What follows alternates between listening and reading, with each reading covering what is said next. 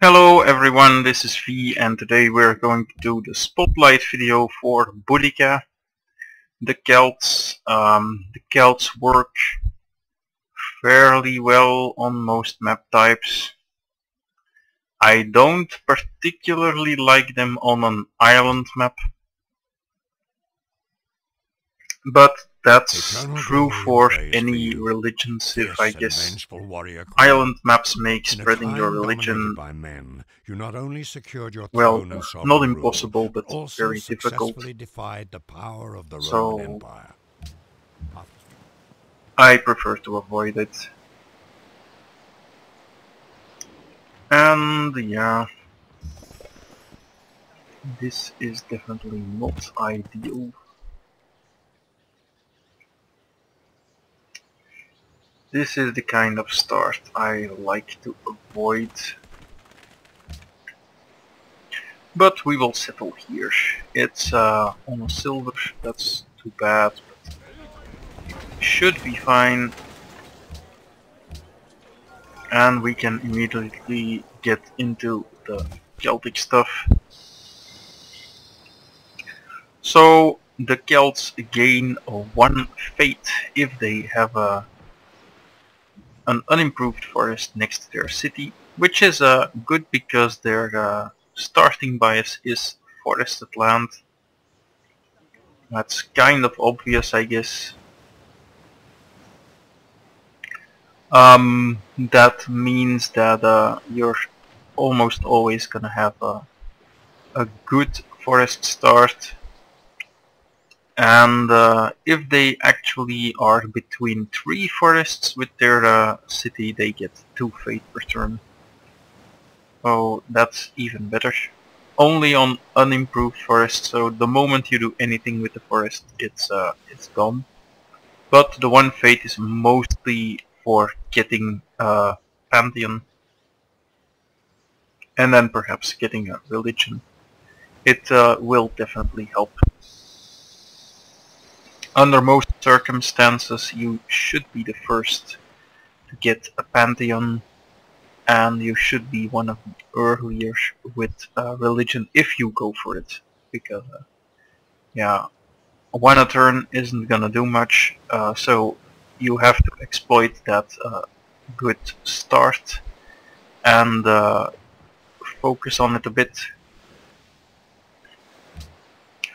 Luckily we have some extra tools for it, so let's take a look at those. Where's my tech tree? We have the Pictish Warrior. It's a spearman. It's exactly the same, except it can pillage without a cost. It can get a small combat bonus outside friendly territory, and it earns 50% of the opponent's strength as fate. So these guys are great for 1 purpose and 1 purpose only, and that is hunting barbarians. So what you can do early on is make 1 or 2. If you're lucky, your warrior will get a goody ruin and upgrade to it. And then the only thing they actually have to do is clear out barb camps or farm barbarians. And as long as you do that, you will get 3 to 4, maybe even 5 fates for every barb.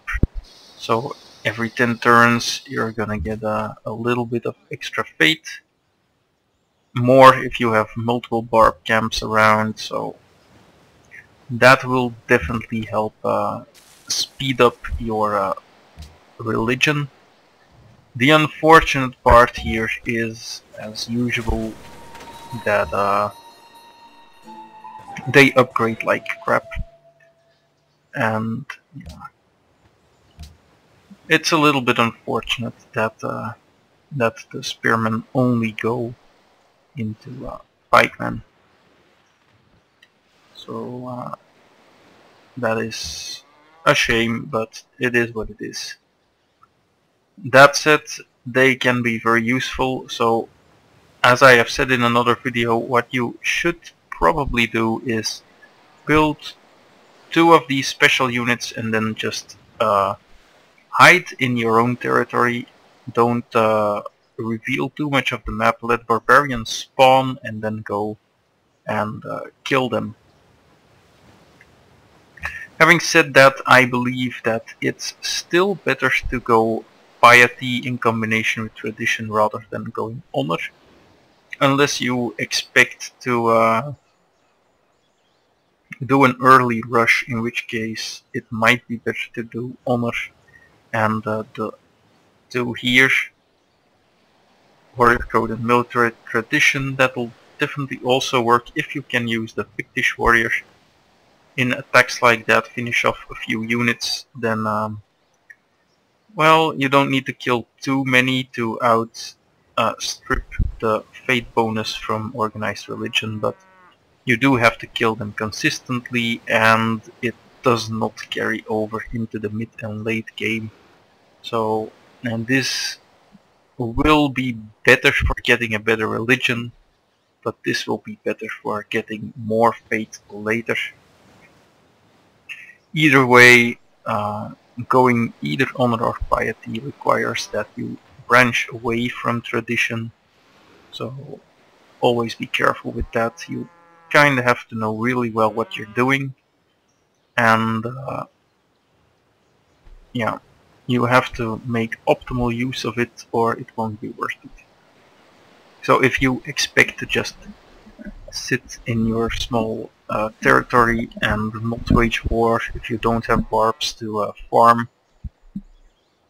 then yeah, just stay away from honor and probably stay away from piety unless you are expanding to 5 or 6 cities. But yeah, if you do both those things, you're probably doomed to not get a very good religion, especially on immortal or deity. So you have to keep that into account. The final thing for the Celts is the Ceilidh Hall. It's a replacement of the Opera House, and it just provides 3 local happiness. So this building is very good if you are going the expansion route.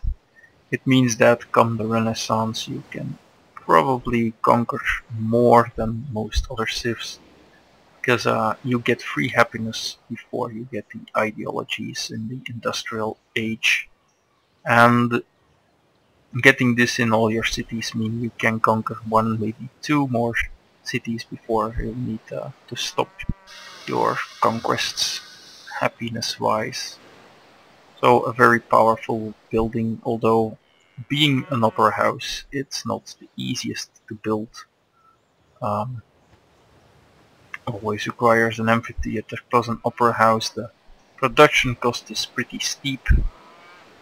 Having said that, you still need them for the Hermitage, so you should be getting them anyway. Yeah, it's pretty good. For me, the Celts are not an amazing civ. Religion is really a gods and kings thing, and it's good, but it's not overwhelming in its power in the current state of the game. So for me, the Celts are a 6 out of 10.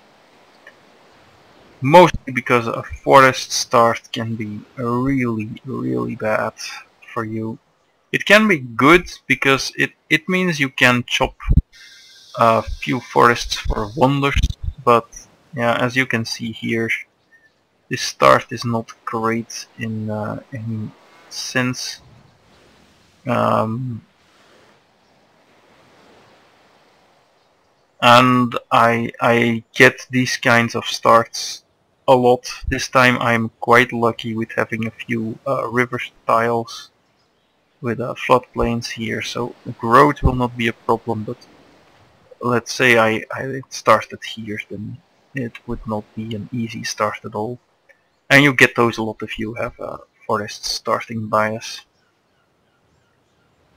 So yeah, that's not great. A 6 out of 10 I think is a good score for this civilization. I hope to see you next time.